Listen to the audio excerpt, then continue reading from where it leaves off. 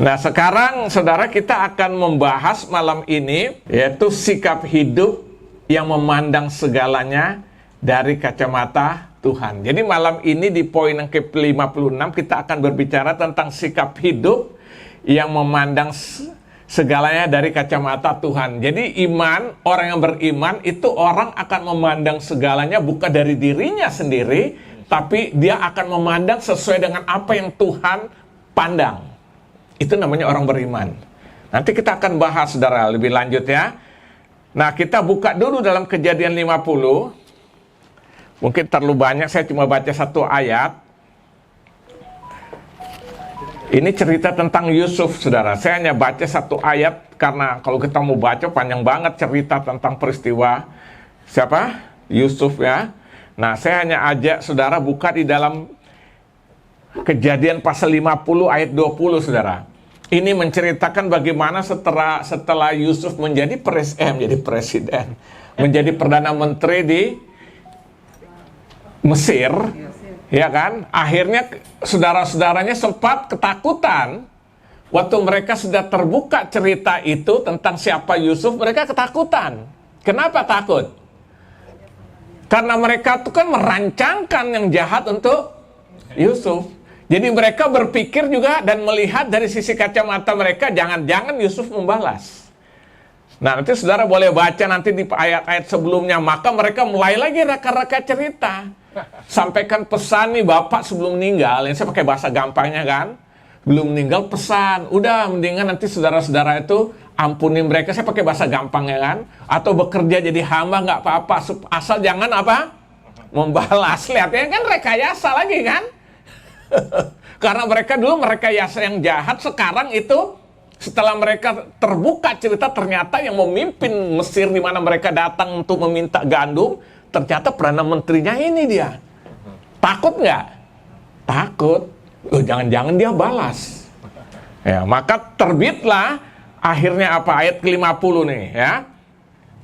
Baca dalam Kejadian 50 ayat 20 maksud saya.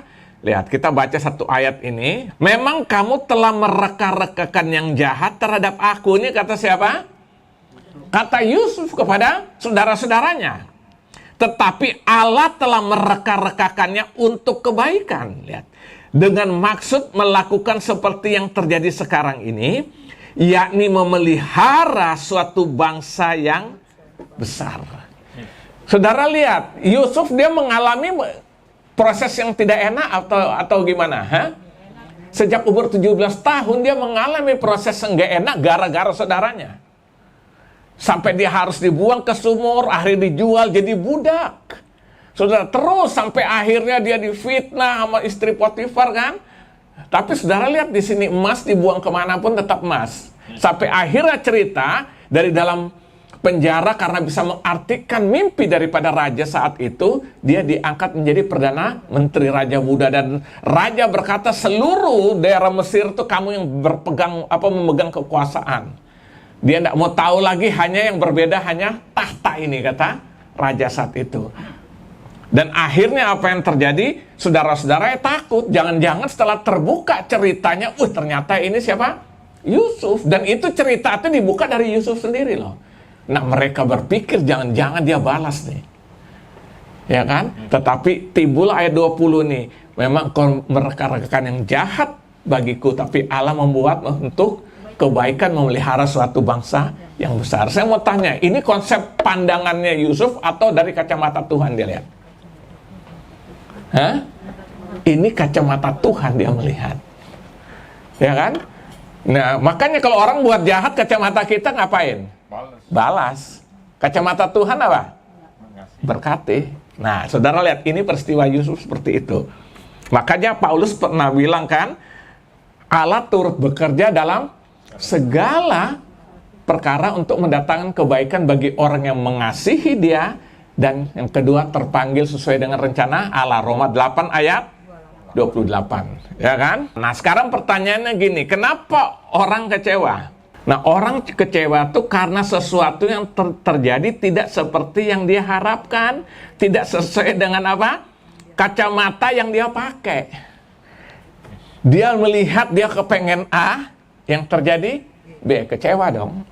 Dia pengen B, yang terjadi C, kecewa. Pengen C, yang terjadi A, makanya kecewa, ya kan? Karena dia melihat, memandang dari sisi dia, supaya aku mau A harus terjadi A. Ternyata yang terjadi B akhirnya kecewa, ya kan? Nah, pertanyaan kedua, kenapa tidak sesuai dengan kacamatanya? Ya kan? Kenapa tidak sesuai dengan kacamata yang kecewa itu? Kenapa? Karena yang dilihat hanya sebatas yang dapat dilihat, sangat terbatas. Sementara Allah itu, Tuhan itu dapat melihat jauh dari apa yang dapat dilihat. Nah, ini saya berbicara dalam konteks kita sudah jadi anak Tuhan, ya. Kalau di luar tidak percaya Tuhan, terserah lo mau jadi apa, ya kan?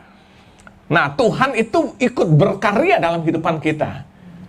Nah, makanya kenapa kita tidak sesuai dengan kacamata kita, karena yang kita lihat itu hanya sebatas yang dapat kita lihat, sementara Tuhan dapat melihat jauh dari apa yang dapat kita lihat. Ini yang disebut dengan menembus dimensi penglihatan manusia.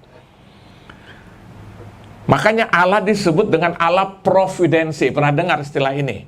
Dari kata pro itu dari kata pra, artinya sebelum, videncia dari kata video.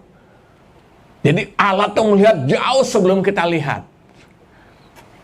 Makanya saudara lihat, Yusuf kan seperti itu. Dia cuma dapat mimpi, ya kan? Melihat penglihatan visi dari Tuhan. Dia nggak tahu jadinya apa nanti. Nah, rencana Tuhan itu selalu indah. Maka Yeremia 29 ayat 11, coba buka aja saudara. Ini ayat yang cukup terkenal, Yeremia 29 ayat ke-11. Sebab aku ini mengetahui rancangan-rancangan apa yang ada padaku. Ya, stop dulu. Itu siapa? Katanya siapa? Sebab aku Tuhan. Ya, terus? Demikianlah firman Tuhan, yaitu rancangan damai sejahtera dan bukan rancangan kecelakaan, untuk memberikan kepadamu hari depan yang penuh harapan. Lihat. Jadi Tuhan punya rancangan yang indah bagi setiap anak-anaknya, bukan untuk menghancurkan. Amin. Sementara kelihatannya hancur, karena itu proses, nanti kita akan lihat. Tapi akhir dari semuanya yang the best. Nah, kalau kita lihat proses Yusuf tuh awal-awalnya pasti udah hancur, diberi mimpi hebat yang jadi budak. Bagaimana jalan ceritanya? Dan saudara harus tahu yang namanya doulos itu sudah kontrak mati seumur hidup. Jadi orang sudah jadi budak tidak akan diangkat jadi apa gitu. Itu sampai dia punya keturunan juga, keturunan budak, ya kan? Tapi itulah dalam Tuhan yang tidak mungkin menjadi mungkin. Amin. Nah, saudara lihat ya, Allah turut bekerja dalam ayat Yeremia 29 tadi apa? Aku tahu rancanganku rancanganku mengenai kamu itu bukan rancangan kecelakaan, tapi rancangan damai sejahtera dan masa depan penuh pengharapan. Jadi semua kita ini Tuhan merancangkan itu yang indah. Cuma karena kita terbatas, tidak tahu, kadang-kadang kita kecewa, ya. Nah, sekarang kita masuk dalam pembahasan kita. Kalau gitu bagaimana agar dapat memandang segalanya dari kacamata Allah atau memandang dari pandangan secara ilahi? Bagaimana agar dapat memandang segalanya dari kacamata Allah atau pandangan ilahi? Nah, yang pertama saudara, kenalilah dia atau Tuhan, alamilah dia di dalam hidup ini. Nah, coba saudara perhatikan ayat yang ke-19 dari Kejadian 50 tadi. Tetapi Yusuf berkata kepada mereka, janganlah takut, sebab aku inikah pengganti Allah? Saudara-saudaranya takut dengan pikiran-pikiran asumsi, jangan-jangan siapa? Yusuf ini akan balas kita. Bayangkan seorang raja muda, saudara, berkuasa penuh. Dia bisa suruh tangkap saudara-saudara, masukin penjara. Lihat, makanya dirancangkanlah cerita tadi, saudara boleh baca ayat-ayat dari ayat 15 kan. Pesan bapaknya sebegini, begini, bla bla ya kan. Dengan catatan supaya apa? Yusuf jangan membalas. Tapi ayat 19 dia bilang, tetapi Yusuf berkata pada mereka, janganlah takut, sebab aku inikah pengganti Allah? Berarti dia menyadari siapa? Dia bukan Allah, tapi dia kenal Allah. Amin. Dia kenal Allah, dia alami itu dalam kehidupannya, saudara ya. Maka dia bilang, aku kalah. Engkau harus takut, nggak usah takut. Gua bukan Allah. Justru saya seperti ini karena Allah. Ini kira-kira pakai bahasa gampangnya. Berarti apa, saudara? Yang terjadi dalam Yusuf, dia kenal betul tentang Allahnya. Dia alami betul Allah di dalam kehidupannya. Jadi Yusuf sungguh-sungguh kenal tentang Allahnya, ya kan?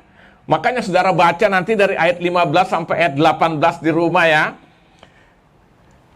Karena waktu kita, saudara lihat, kalau saya baca aja secara cepat. Ketika saudara-saudara Yusuf melihat bahwa ayah mereka telah mati, berkatalah mereka, boleh jadi Yusuf akan mendendam kita dan membalas apa? Sepenuhnya kepada kita segala kejahatan yang telah kita lakukan apa? Kepadanya. Biasa orang gitu, awal-awalnya jahat ya kan? Ketangkap.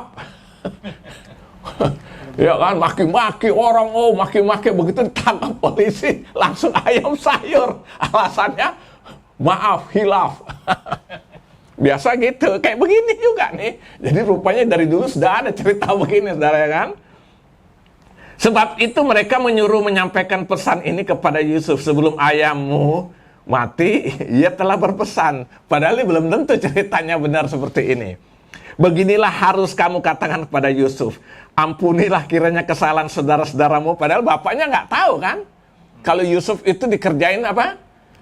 Mereka kan bilang dibunuh sama binatang buas. Berarti ayah nggak tahu, ini sekarang lagi cerita kan.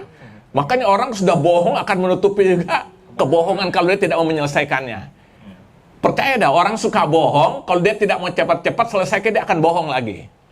Ini pembelajaran buat kita. Jadi kalau kita salah, ya udah bilang sorry, gue maaf, selesai.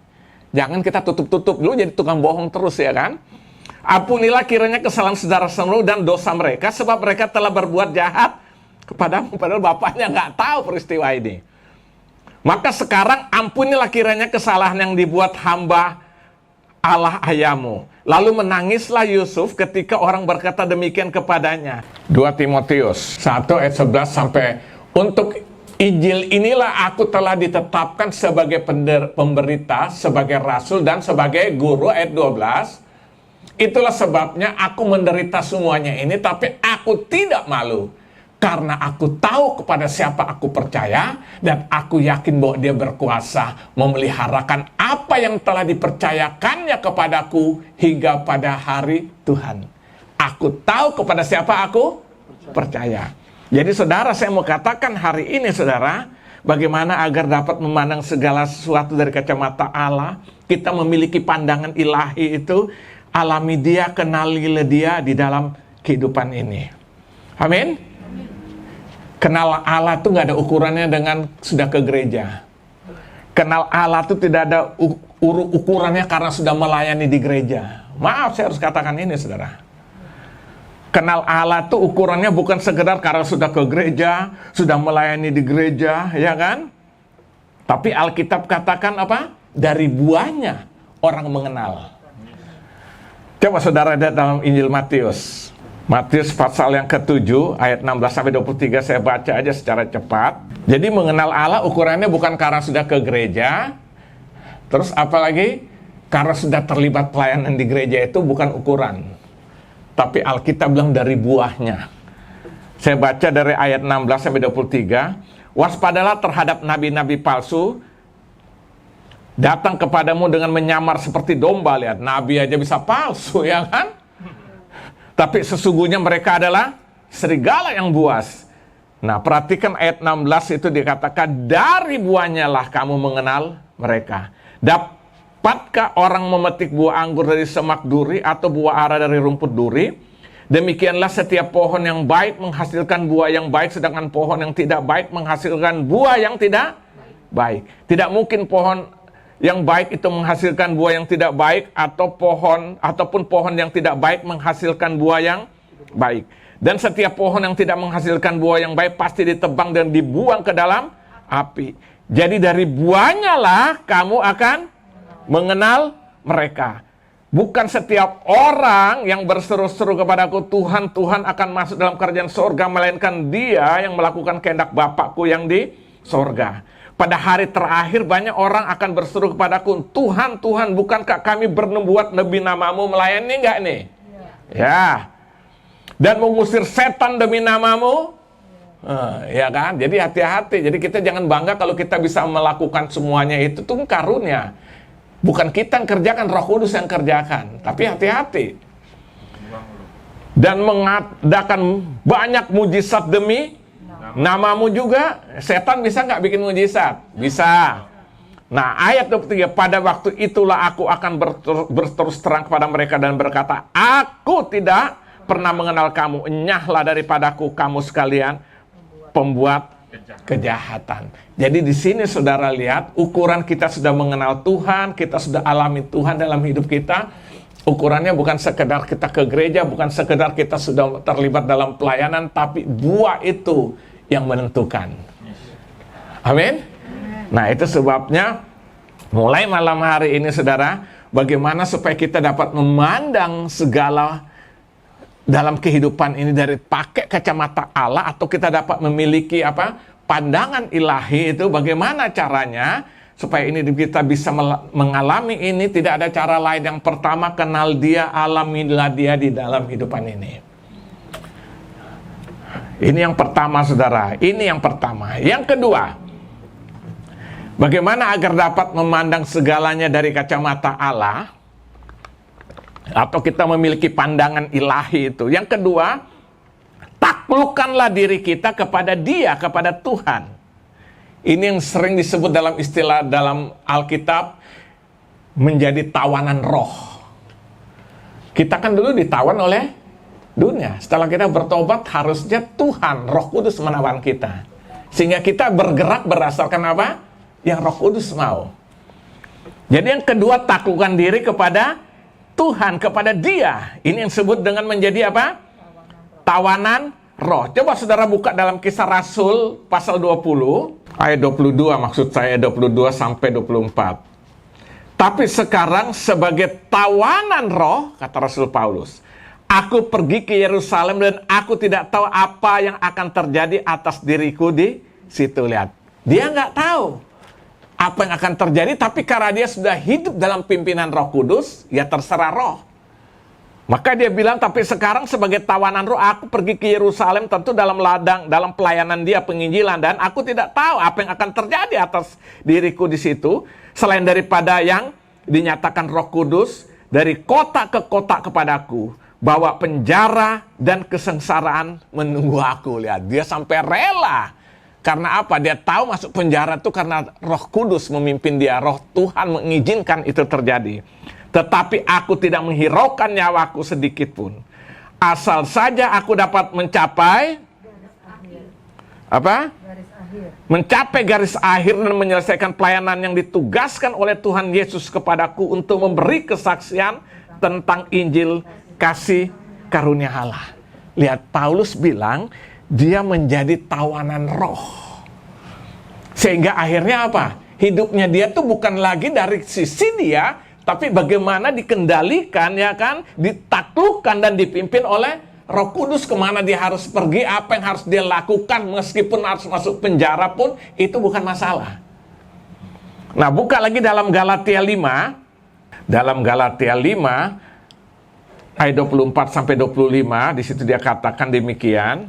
Barang siapa menjadi milik Kristus, ya, ia telah menyalibkan daging dengan segala hawa nafsu dan keinginannya. Jikalau kita hidup oleh roh, baiklah hidup kita juga apa? Dipimpin oleh roh. Kalau kita hidup oleh roh, baiklah hidup kita juga dipimpin oleh roh. Ya suka-suka Tuhan, suka-suka roh mau menuntun kita, memimpin kita kemana, ya terserah. Sekalipun harus masuk penjara, tapi dalam penjara pun Paulus selalu melihat kemuliaan Tuhan dinyatakan. Dan Yesus ini berikan contoh yang luar biasa untuk hal ini. Dalam posisi Yesus sebagai manusia, kalau saudara baca dalam Injil Matius 26 tuh kan, malam-malam terakhir waktu dia bergumul untuk dia tahu besok dia akan digantung di atas kayu salib. Saya mau tanya, sebagai manusia ada takut nggak? Dalam konteks itu adalah kemanusiawian daripada Yesus yang sangat menonjol. Makanya dalam Matius 26 dia berdoa 3 kali dengan doa yang sama. Matius 26 ayat 39, ayat 42, ayat 44 tuh doanya sama. Jika boleh cawan ini berlalu daripadaku, tapi biar bukan kehendakku yang terjadi, tapi apa? Kehendakmu. Dia taat mutlak kepada Allah Bapa.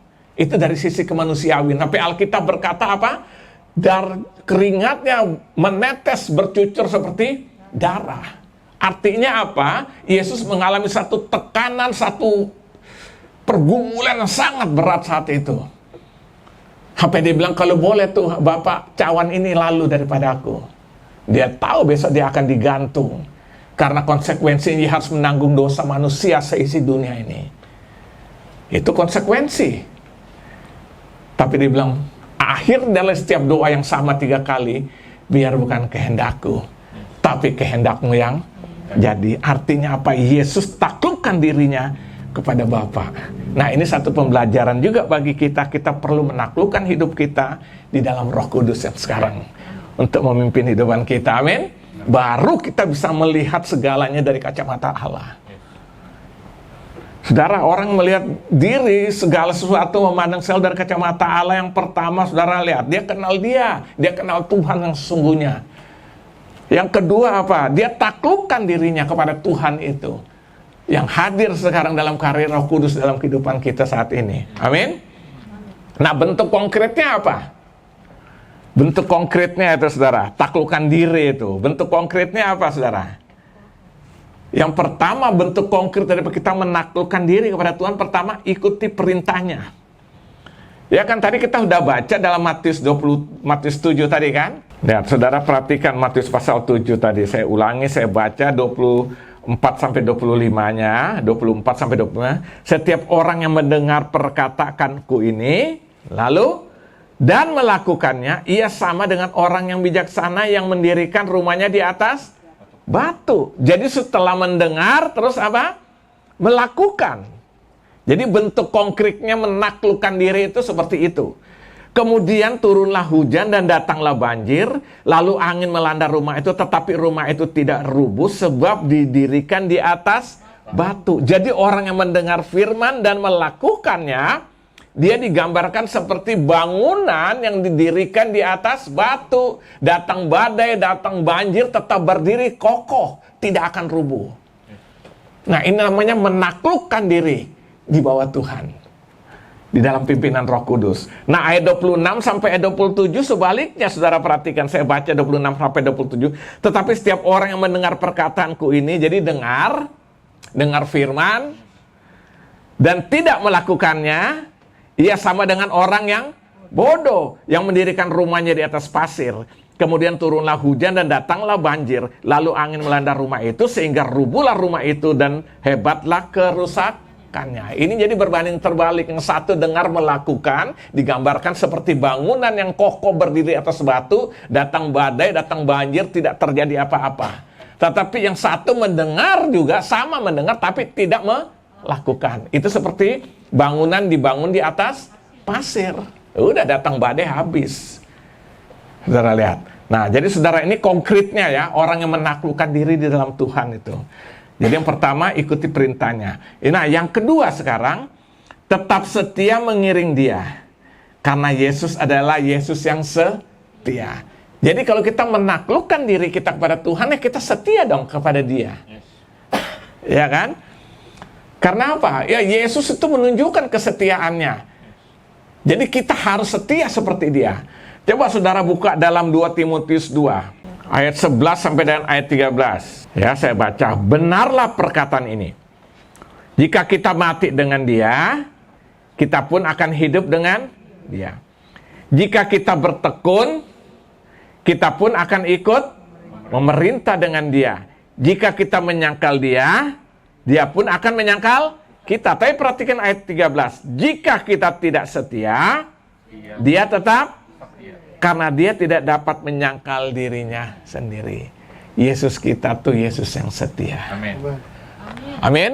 Maka ada lagu kan, setialah, setialah, setialah sampai mati. Seperti Tuhan Yesus, setialah sampai mati. Dia buktikan ya di atas kayu salib. Jadi kesetiaan Tuhan Yesus jangan diragukan. Amin. Yang tidak setia seringkali kita. Ya kan? Yesus jangan diragukan. Nah, jadi bentuk konkret daripada kita menaklukkan diri kita kepada Tuhan di dalam kepada Dia itu, yang pertama ikut perintahnya, kedua tetap setia. Ini bukti kita sudah menaklukkan diri kita di dalam Dia. Kita menawan hidup kita dalam tawanan roh itu. Saya percaya kalau kita ikut Tuhan, ikut pimpinan Roh Kudus, meskipun tantangan seberat apa, kita akan terus maju. Kita tidak akan mundur. Kalau kita tahu dengan pasti itu rencana Tuhan. Kan kacamatanya udah beda. Kacamata dari Tuhan. Yang muda-muda juga nih. Kalau cari teman hidup tuh pakai kacamata Tuhan. Ya kan? Kalau pakai kacamata sendiri, warnanya biru terus. Makanya ada blue, blue, my love is blue. Kan ada lagu tuh kan? Biru semua. Saya ingat dulu waktu masih kuliah, dosen yang ngajar kita emang belum dokter ahli konseling. Dia bilang orang pacaran itu kadang-kadang dia butuh pihak ketiga untuk menetralisir apa yang dia lihat. Karena dia bilang dia selalu pakai kacamata biru. Wah, itu biru indah semua. Nah, dia butuh pihak ketiga tuh netral. Dia pakai kacamata putih. Ya kan? Jadi kalau ada panu, lu lihat nggak di sini ada panunya gede. Ya kan? Kalau biru panunya kelihatan kan tuh kacamata. Ya. Jadi kita harus apa? Mengiring Tuhan tuh dalam apa? Kita harus taklukkan diri. Nah, yang ketiga kita masuk kepada ketiganya, bagaimana agar dapat memandang segalanya dari kacamata Allah, dari kacamata Tuhan, kita memiliki pandangan ilahi. Yang ketiga, berjalan bersama Dia setiap hari. Ya, jadi kita harus hidup berjalan bersama Dia setiap hari. Supaya apa, saudara? Supaya apa kita berjalan bersama Dia setiap hari? Yang pertama, supaya dapat melihat jalan yang akan kita tempuh. Jadi kita berjalan bersama Tuhan setiap hari, supaya apa? Bisa melihat jalan yang kita tempuh. Ya, jadi berjalan bersama Dia setiap hari supaya apa? Pertama, supaya dapat melihat jalan yang kita tempuh. Saudara baca di rumah Mazmur 119 ayat 105, semua pasti hafal. Ya kan? Firman itu pelita bagi kakiku, terang bagi jalanku. Jadi kita bisa bayangkan lah, ya kan? Kita berjalan tanpa apa? Tanpa firman, ya kan? Tersesatlah kita, ya kan? Jadi firman itu pelita bagi kakiku, terang bagi jalanku. Jadi berjalan bersama Dia setiap hari, saudara, bersama Tuhan, bersama Roh Kudus, ya kan, dalam pimpinan Roh Kudus, yaitu melalui apa? Kebenaran-kebenaran firman-Nya itu, supaya dapat melihat jalan yang akan kita tempuh, ya kan? Saya sudah pernah cerita di sini kan, waktu saya penginjilan masuk di daerah Toraja sana, tahun berapa tuh, 94 nggak salah, itu sampai ke ujung sudah, mentok. Belum ada handphone.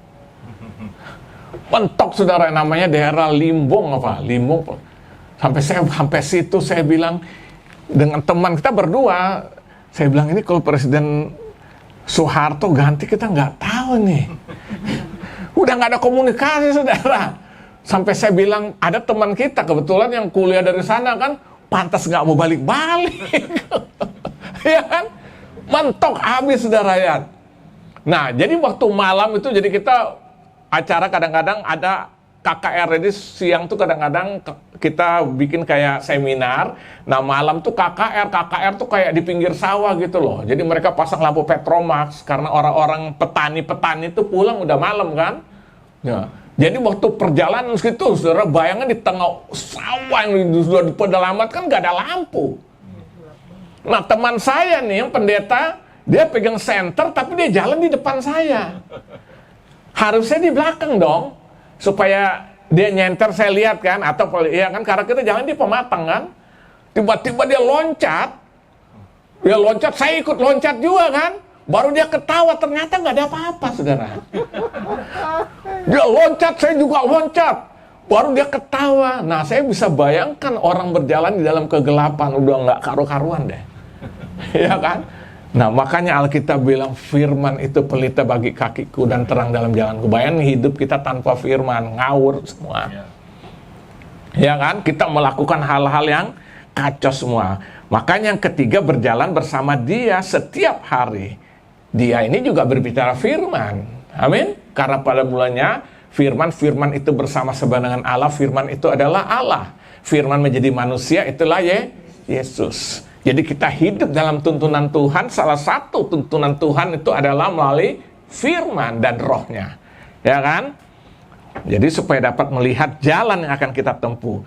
Nah, yang kedua, supaya apa? Kita berjalan bersama dia setiap hari. Supaya apa? Yang kedua, supaya waktu kita tersandung jatuh, ada yang menopang. Coba buka Mazmur 37 ayat 24. Ini dijadikan lagu juga kan? Tuhan menetapkan langkah-langkah orang yang hidupnya berkenan kepadanya. Apabila ia jatuh, tidak akan tergeletak. Ayat 24 dari Mazmur 37. Apabila ia jatuh, tidaklah sampai. Kenapa? Sebab Tuhan menopang tangannya. Amin. Jadi saudara, berjalan bersama dia setiap hari. Supaya apa saudara? Kenapa perlu berjalan bersama dia setiap hari?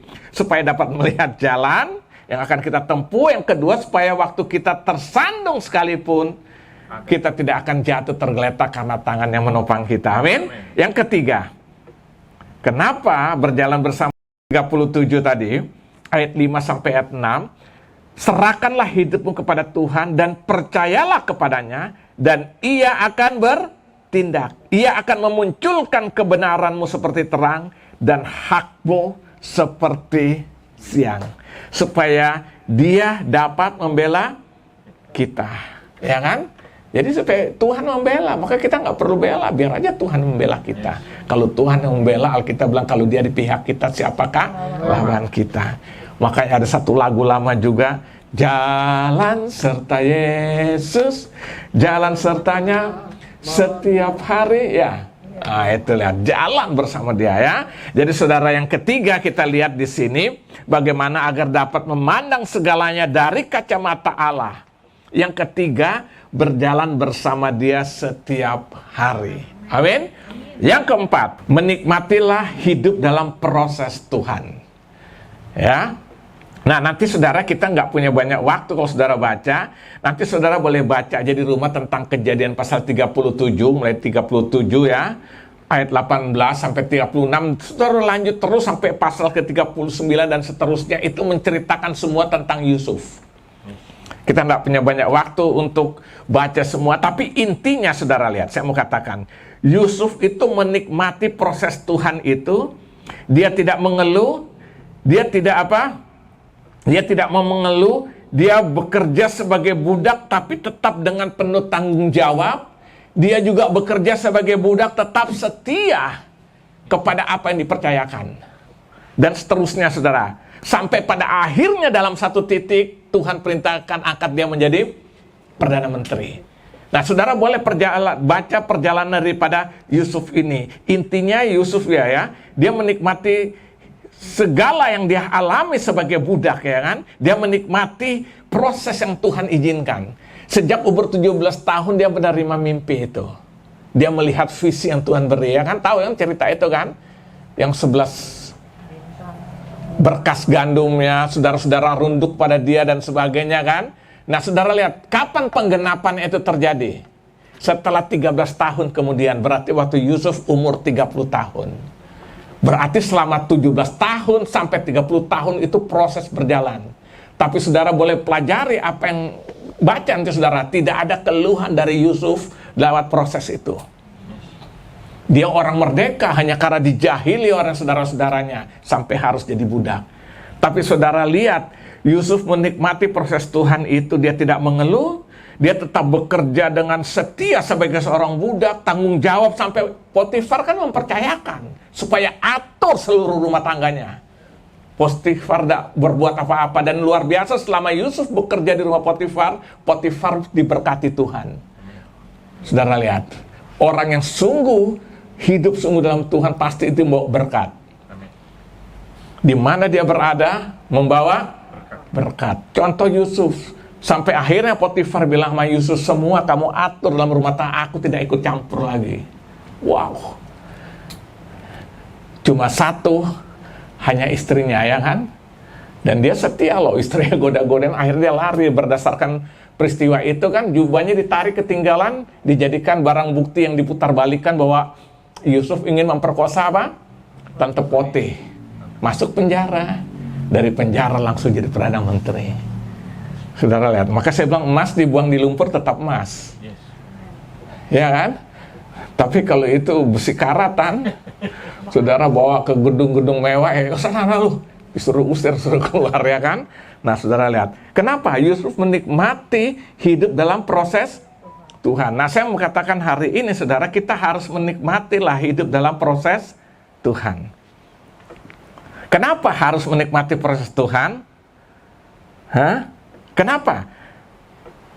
Karena proses Tuhan itu artinya Tuhan sedang merestorasi hidup seseorang agar menjadi seperti yang Tuhan kehendaki. Atau menjadi seperti yang Tuhan rancangkan. Ya kan? Tuhan ingin itu tercapai, maka dia menggarap kita gitu loh. Jadi proses itu bukan menghancurkan, Tuhan sedang menggarap, sedang merestorasi supaya menjadi seperti yang Tuhan mau. Saudara ngerti maksudnya ya? Saudara lihat bagaimana Yeremia waktu Tuhan panggil untuk melayani. Disuruh kemana dulu? Pergi ke tempat orang pembuat periuk. Lihat dari tanah liat yang jelek. Tuhan proses penjunan itu, proses sampai menjadi satu benda yang berharga. Kendi atau apa namanya? Bejana itu yang indah. Kayak sekarang lah kita lihat ini depan yang ada bunga. Ini nggak tiba-tiba begini, ya kan? Nah, untuk kita sampai pada itu menikmatilah. Amin. Nah, ini dialami oleh Yusuf. Nah, apa yang Rasul Paulus katakan? Coba buka di dalam Galatia 2. Galatia pasal yang kedua, saya akan baca ayat ke-20. Makanya Paulus bilang, namun aku hidup, tapi bukan lagi aku sendiri yang hidup, melainkan Kristus yang hidup di dalam aku. Dan hidupku yang kuhidupi sekarang di dalam daging adalah hidup oleh iman dalam anak Allah yang telah mengasihi aku dan yang menyerahkan dirinya untuk aku. Lihat, Paulus bilang kepada jemaat dalam Galatia yang hidup dalam dirinya bukan dia lagi, tapi Kristus yang hidup dalam diri. Berarti yang mengatur seluruh kehidupan Rasul Paulus siapa? Yesus. Saudara lihat ya. Nah, dia masuk keluar penjara nggak? Berkali-kali. Dia mengeluh nggak? Baca Kisah Rasul 16. Di situ dia nyanyi, berdoa dalam penjara. Begitu juga waktu dia di Roma. Saya udah pernah cerita, itu kan penjara bawah tanah. Apa yang dia lakukan? Dia bersukacita sampai dia tulis surat kepada jemaat yang ada di Filipi. Bersukacita senantiasa dalam Tuhan, sekali lagi katakan apa? Bersukacita. Sementara dia ada dalam penjara. Kenapa? Dia nikmati semuanya itu. Karena Tuhan berikan kekuatan. Nah, hari ini saya mau katakan saudara, kita bisa masuk sampai pada rancangan Tuhan bagi kita. Waktu kita mau menikmati segala proses Tuhan. Nah, persoalan terbesar kadang-kadang kita tidak mau menikmati dalam proses Tuhan. Kita lari meninggalkan Tuhan. Nah, itu sebabnya hari ini saudara, milikilah sikap hidup yang memandang segalanya dari kacamata Tuhan. Milikilah pandangan ilahi itu. Ya kan? Supaya apa? Nah, mungkin saudara tanya bagaimana cara yang memandang segalanya dari kacamata Allah atau kita memiliki pandangan ilahi itu? Yang pertama yang tidak ada cara lain. Pertama, kenali dia. Alami dia dalam hidup ini. Baru kita bisa ngerti. Tanpa itu saudara, aduh, ya kan? Dan urusannya itu bukan karena sudah melayani. Melayani itu akibat aja, dampak daripada kita kenal dia, maka kita melayani dia. Tapi kita melayani dia, belum tentu kita mengalami dia. Ini kan gue kan sudah 35 tahun melayani. Tahu semua. Ya kan? Yang kedua, taklukkan diri kita kepada dia. Supaya kita menjadi tawanan roh gitu loh. Kita ditawan sama roh. Jadi roh sendiri yang bergerak. Apa maunya? Ada lagu yang dikarang oleh Pak Erastus Habdonan. Suka-sukamu Tuhan. Ya suka-suka dia mau ngapain dari kita. Yang pasti bukan menghancurkan, membuat kita the best. Amin. Itu udah pasti. Nah, persoalan di dalam pergumulan proses itu orang nggak tahan itu loh. Ya, makanya yang ketiga, berjalan bersama dia setiap hari, harus tiap hari. Dan yang keempat, menikmatilah hidup dalam proses Tuhan. Mungkin sekarang kita semua sedang diproses, nikmati aja proses itu, amin. Dari tingkat 1 naik tingkat 2 ada proses, nikmati. Tingkat 2 ke tingkat 3 ikut dalam proses, ikut aja terus. Begitu kita sudah di atas, kita lihat, waduh, gua juga dulu alami tapi biasa begitu. Ada orang begitu, kita bisa berikan kekuatan. Gua udah lewati semua itu. Dan sekalian jadi contoh dan teladan. Mau ngomong apa yuk? Kita sudah lewati. Kalau kita belum lewati, lu omong doangan, udah lewati. Nah, saya sekarang semakin mengerti lewat proses-proses itu. Makanya saya selalu bilang kalau di gereja ada proses tuh, nikmatilah. Itu berarti apa? Tuhan izinkan, kan besi menajamkan besi, manusia menajamkan sama. Maka jangan rasa diri kita yang paling baik, paling benar, nggak apa-apa. Kita semua berproses kok. Sampai hari ini. Sampai kapan? Sampai innalillahi. Nah, iya. Lo semua diproses, saudara, amin? Semua diproses sampai hari ini. Nah, itu sebabnya malam hari ini kita belajar memandang segala sesuatu dari kacamata Tuhan. Pasti nggak kecewa deh. Kalau lihat dari kacamata sendiri pasti kecewa. Gua maunya A, Tuhan izinkan B. Saya beri contoh sederhana. Kadang-kadang kita waktu menghadapi masalah, tantangan, rancangan otak kita nih mungkin begini, mungkin begitu. Pertolongan mungkin dari si A, mungkin dari si B. Tiba-tiba yang datang nggak seperti itu. Wih, sampai kita kaget, benar nggak? Itu baru hal yang sepele loh. Kita lagi sakit ini, Bapak contoh kan. Aduh, dari mana gue nih mau berobat, nggak punya uang, siapa? Hal yang kita tidak pernah pikirkan, tiba-tiba itu datang. Maka saya bilang nggak usah urusin urusannya Tuhan. Kita melangkah aja sesuai dengan apa yang Tuhan mau. Amin? Itu aja pikir. Saya pernah dulu kesaksian kan, yang saya sakit dulu waktu di Salatiga itu. 1 bulan saya batuk-batuk. Jadi, waduh, itu sengsara, saudara. Mau layannya bagaimana? Yang mau berobat gak punya duit. Cuma buka 14.000 di kantong. Nikmati aja. Nah, tiba-tiba lagi saya doa siang-siang itu, ada yang ketuk pintu pagar. Dari Jakarta ada orang kirim uang buat saya.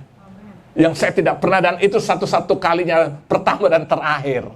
Dengan uang itu saya pergi ke dokter, ternyata saya mengalami radang tenggorokan. Masa ini saya tidak jadi cerdas lihat ini kan pengalaman. Tuhan kan bawa kita bukan pada teori, tapi juga pada pengalaman, supaya pengalaman itu kita mengalami dia tadi itu loh. Nah, itu sebabnya malam ini, ayo saudara, melihat semuanya hanya dari kacamata Allah. Beres itu, amin. Jadi supaya kita tidak mengeluh-mengeluh lagi, ya kan, tantang hidupin aja lah. Proses Tuhan perlu kita tetap jaga hidup kita berkenan di hati Tuhan. Tuhan Yesus berkati. Haleluya, haleluya.